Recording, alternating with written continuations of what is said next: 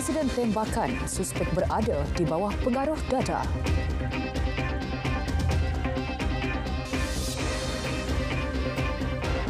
Salam Malaysia Madani, saya Lechumi Sanraj.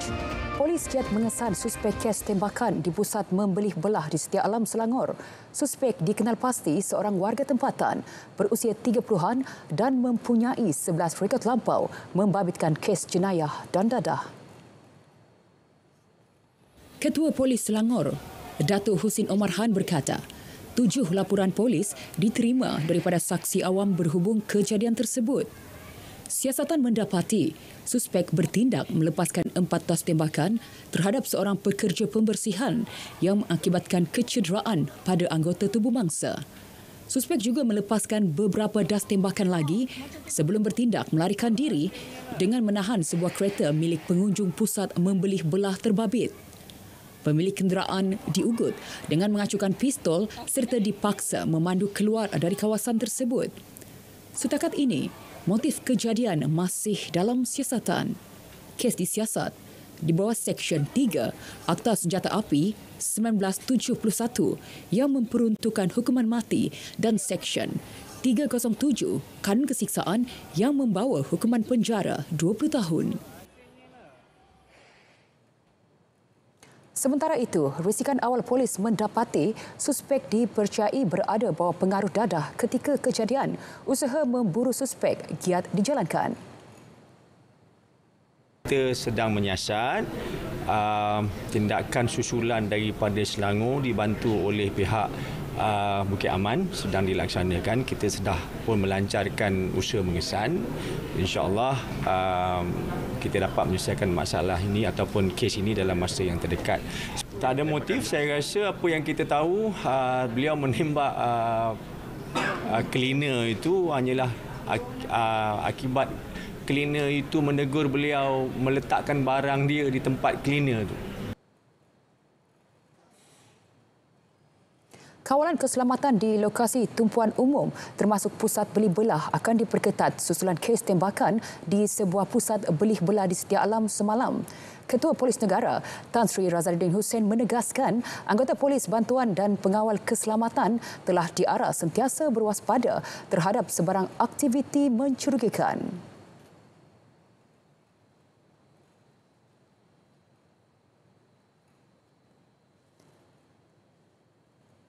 Polis di negeri-negeri jiran serta pihak berkuasa di sempadan turut dimaklumkan untuk berwaspada.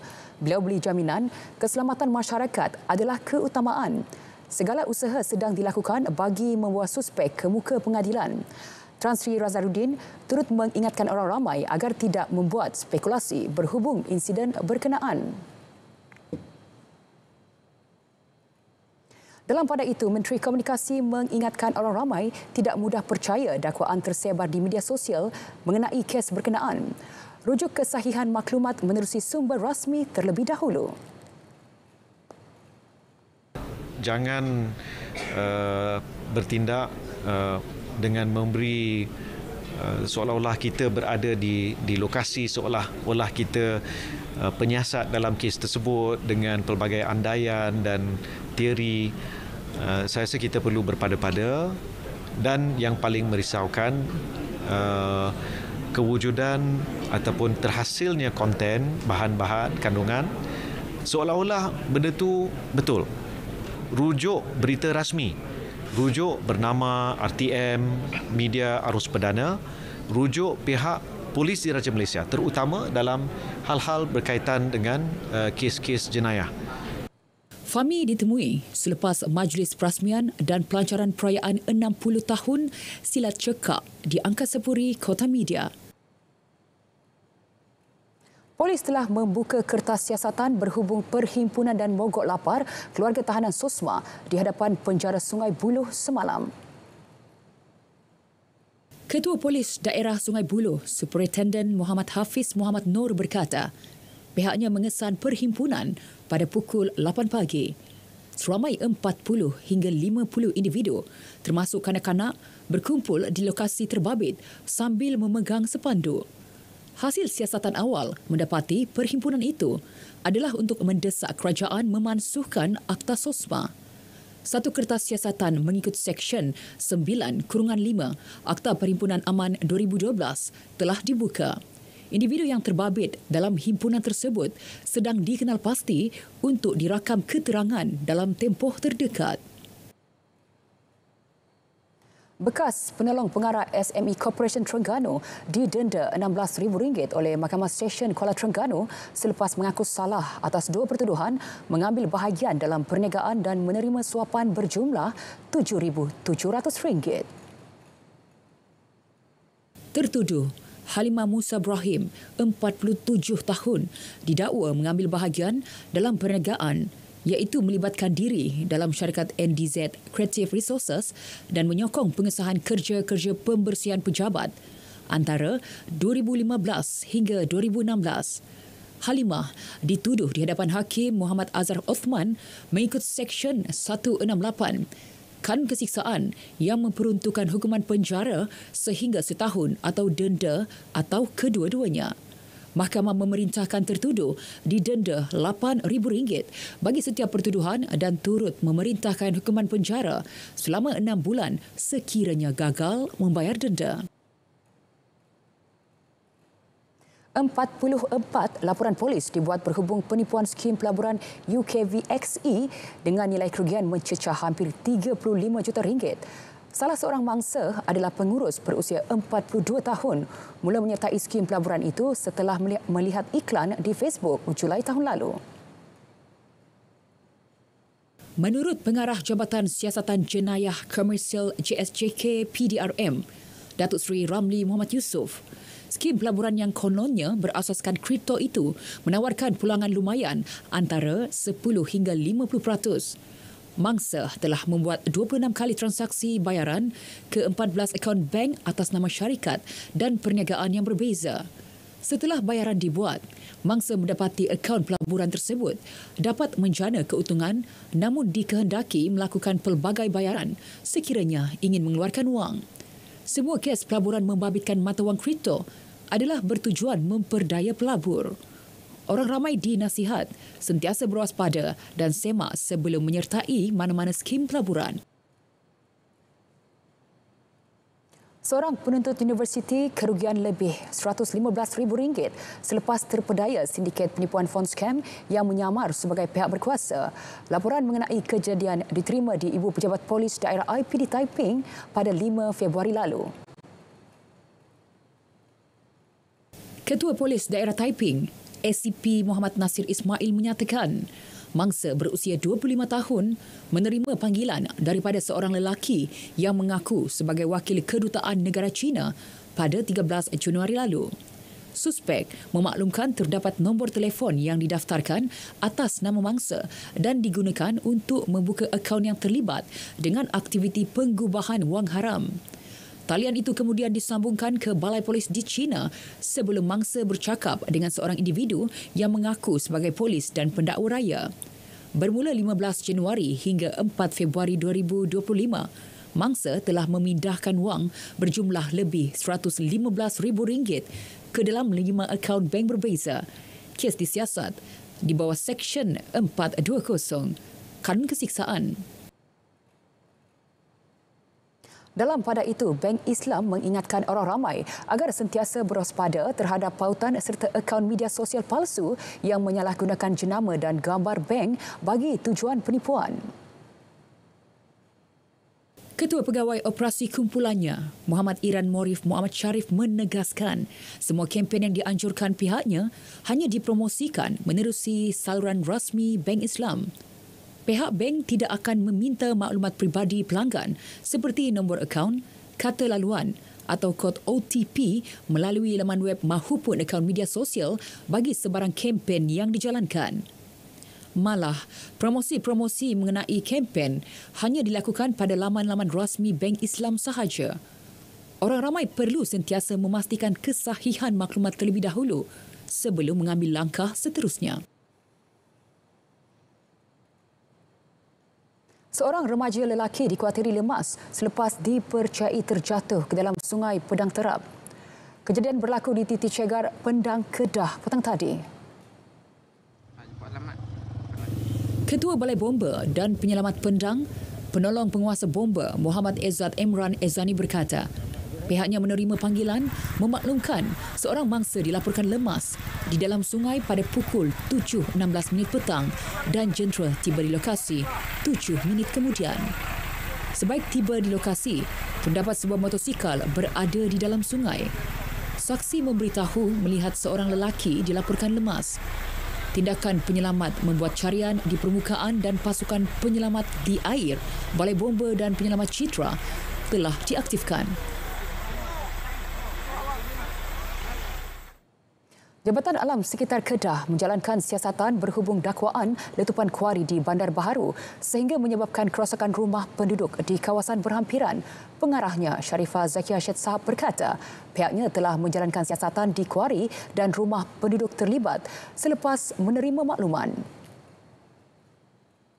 Susulan itu, notis arahan di bawah Seksyen 37-1-D telah dikeluarkan untuk pemaju mengemukakan laporan dan kawalan peletupan yang dilaksanakan.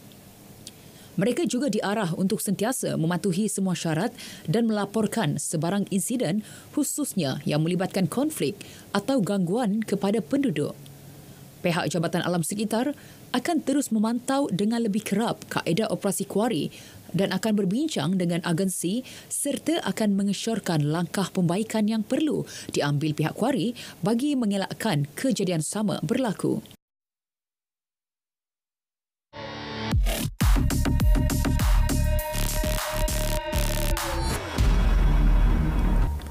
Kecoh, kononnya Menteri dari DAP tutup periuk nasi orang Melayu dengan hapuskan peranan Puspakom.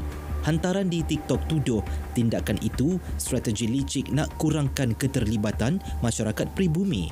Semakan pasukan biar betul mendapati dakwaan terbabit tak berasas. Tuduhan yang diulang-ulang ini dipercayai direka pihak yang dangkal dan tak ikut perkembangan semasa. Realitinya, Puspakom tak ditutup. Yang tamat hanya monopoli syarikat selepas konsensi yang beri kuasa eksklusif kepadanya berakhir hujung Ogos lepas. Ini bermakna orang ramai ada lebih pilihan. Bagi yang setia, mereka boleh terus kekal guna khidmat Puspakom. Pengguna juga boleh periksa kenderaan menerusi 3 lagi syarikat lain. Menurut Kementerian Pengangkutan, lebih banyak entiti bakal tawar khidmat sama pada masa akan datang. Memang kita rasa bahawa kalau sesuatu industri itu ada unsur monopoli, dia kadang-kadang akan menjejaskan mutu perkhidmatan. Dan itu sebabnya kita menggalakkan ada persaingan. Kita mengharapkan dengan apabila kita membuka pasaran ini, adanya persaingan dari segi perkhidmatan, ia akan meningkatkan lagi mutu pemeriksaan kenderaan. Dan supaya sama-sama kita pastikan integriti pemeriksaan kenderaan ini dapat dipertingkatkan. Usah timbulkan kegusaran dengan reka fitnah berbaur perkauman. Sebar perkara sebegitu tak datangkan faedah. Terima bahan fitnah atau disyaki tidak betul, segera lapor ke MCMC. Biar betul, tak pasti, jangan kongsi.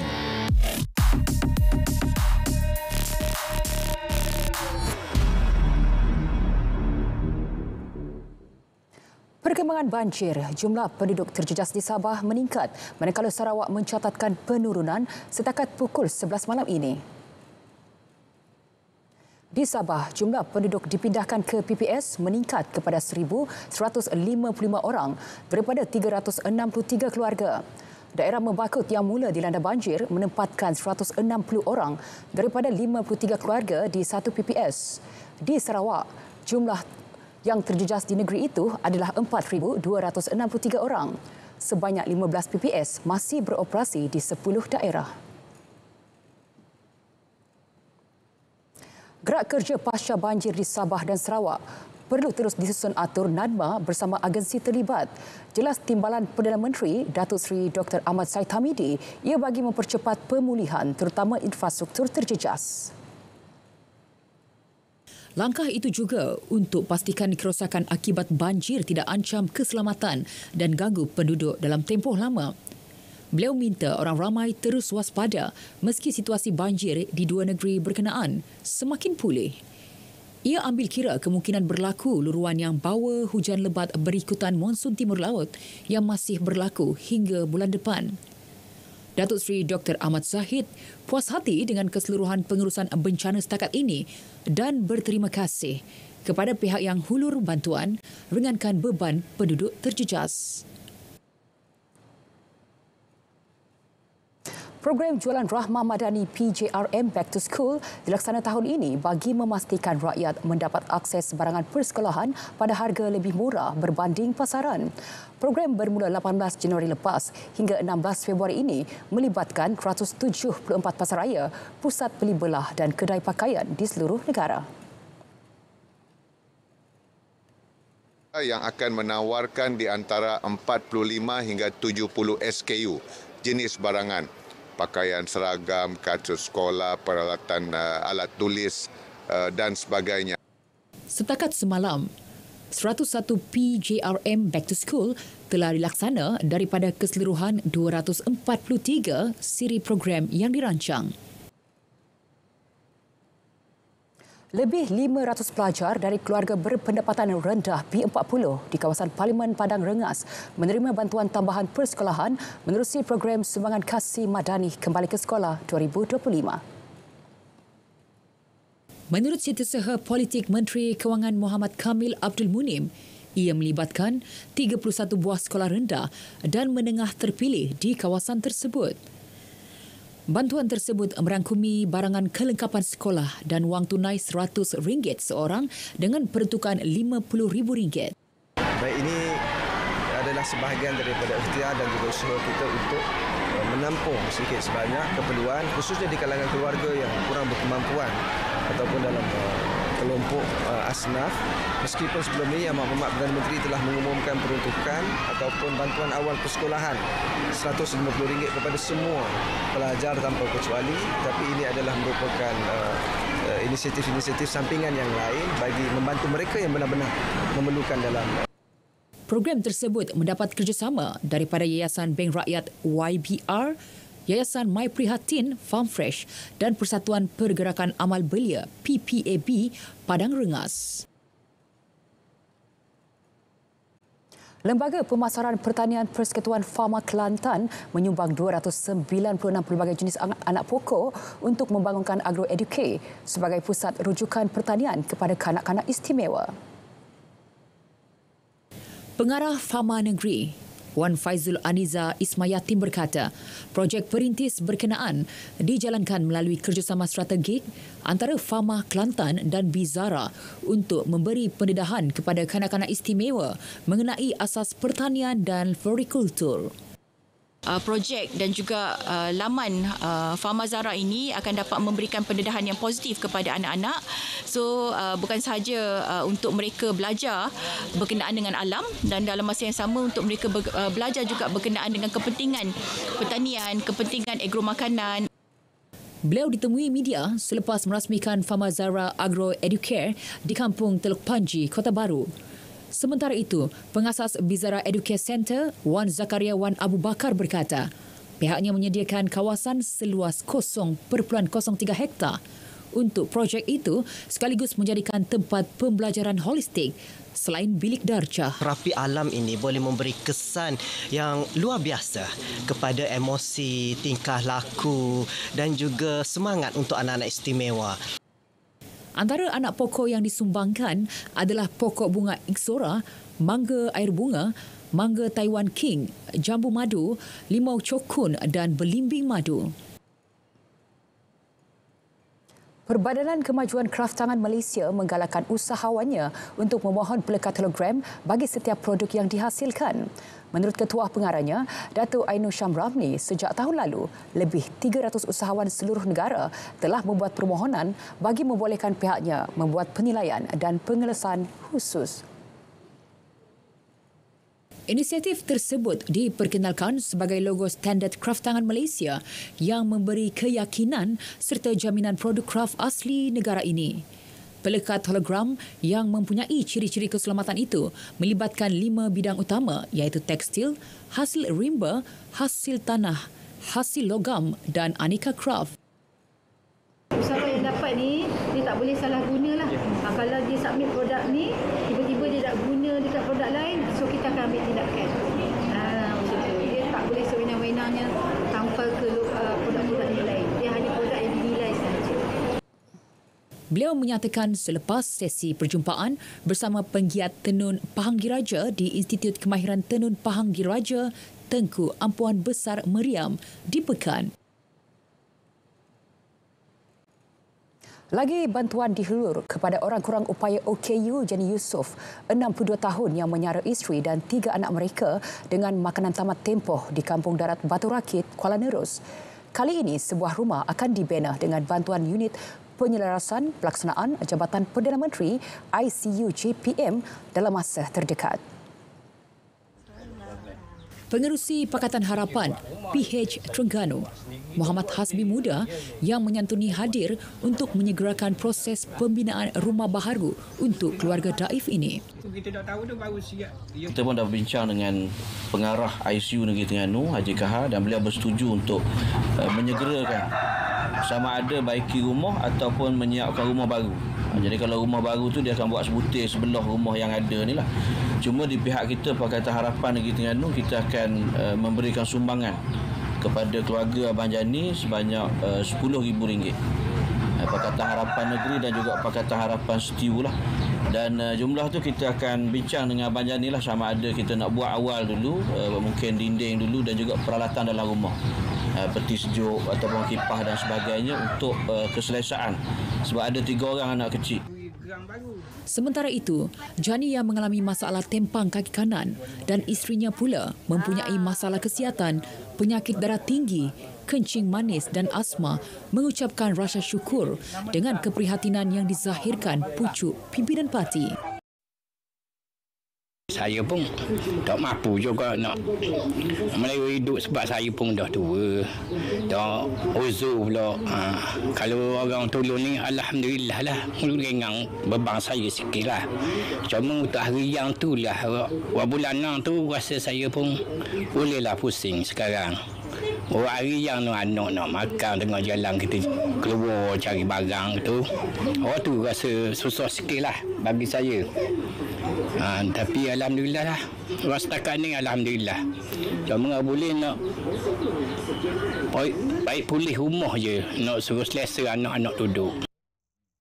Sebelum ini, Angkatan Pemuda Keadilan AMK Terengganu hadir membantu dari aspek pendidikan 2 anak mereka, iaitu Muhammad Akil Azhari, 8 tahun dan Muhammad Syarin Izzuddin, 7 tahun. Keluarga ini juga mendapat peruntukan bantuan sara hidup daripada pihak Majlis Agama Islam dan Adat Melayu Terengganu Maidam secara tahunan dan bulanan oleh Jabatan Kebajikan Masyarakat.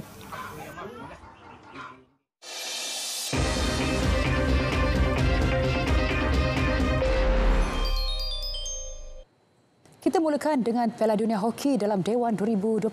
Skuad hoki dalam Dewan Lelaki Negara mengakhiri saingan di Porridge, Croatia di tangga ke-11 selepas menumpaskan Trinidad dan Tobago 6-4. Kemenangan dalam aksi penentuan tempat ke-11 dan ke-12 itu sekaligus menyaksikan pasukan negara berjaya mengelak daripada menghuni tangga tercorot. Pada aksi yang berlangsung di Zatika Sports Centre hari ini, Trinidad dan Tobago beroleh gol pembukaan hasil jaringan padang Michael Peer pada minit ke-7 sebelum Darren Cowie menambah gol kedua selang 3 minit kemudian. Malaysia bangkit dengan meledakkan 3 gol, 2 menerusi Muhammad Ashran Hamsani serta 1 gol dijaringkan Abdul Khalik Hamir pada suku kedua. Trinidad dan Tobago kemudian melancarkan serangan untuk menghasilkan 2 lagi gol menerusi jaringan padang Teg Marcano dan Jordan Vieira untuk kedudukan 4-3. Namun ia tidak bertahan lama apabila Muhammad Najmi Farizal Jazlan menyempurnakan pukulan sudut penalti untuk mengikat 4-4. Skuad negara berjaya memastikan perlawanan terakhir itu milik mereka apabila Abdul Khalik dan Farizul Afiq Muhammad masing-masing menyumbang gol pada suku terakhir sekaligus menutup kempen di kedudukan ke-11. Perkembangan netball Super League NSL 2025, Perak Phoenix menumpaskan Selangor Angel 37-30 di Stadium Juara Ibu Negara petang tadi. Kedua-dua pasukan mempamerkan aksi sengit. Awal permainan, Selangor Angel dilihat lebih menguasai dengan mendahului 27 selepas suku kedua berakhir. Namun Perak Phoenix bangkit dengan strategi berbeza dan berjaya cipta kemenangan. Alhamdulillah. Sebenarnya percaturan kami ada beberapa. Tapi kami try dulu percaturan yang pertama. Nampak macam kucak-kacir. Okey. Dan kami decide untuk buat pertukaran besar-besaran.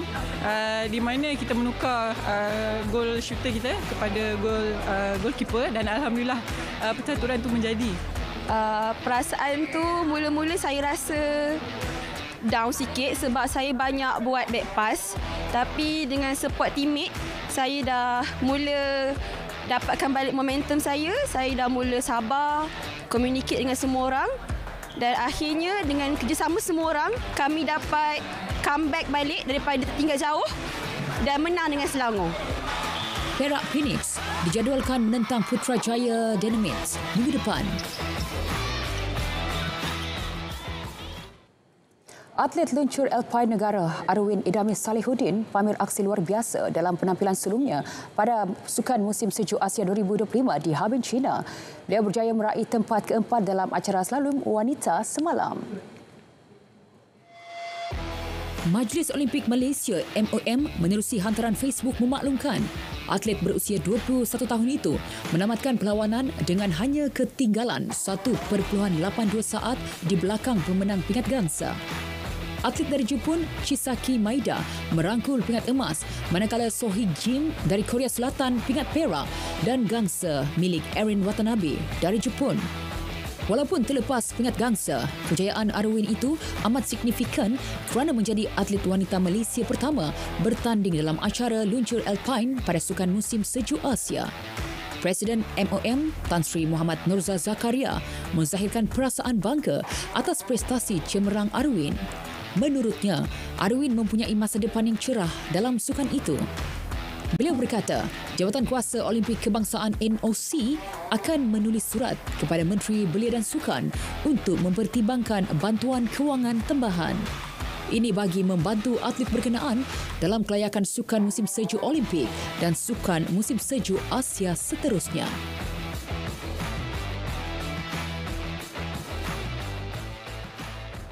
Sekian berita tengah malam dari Sungai ke Segara, Palestin pasti merdeka. Salam Malaysia Madani.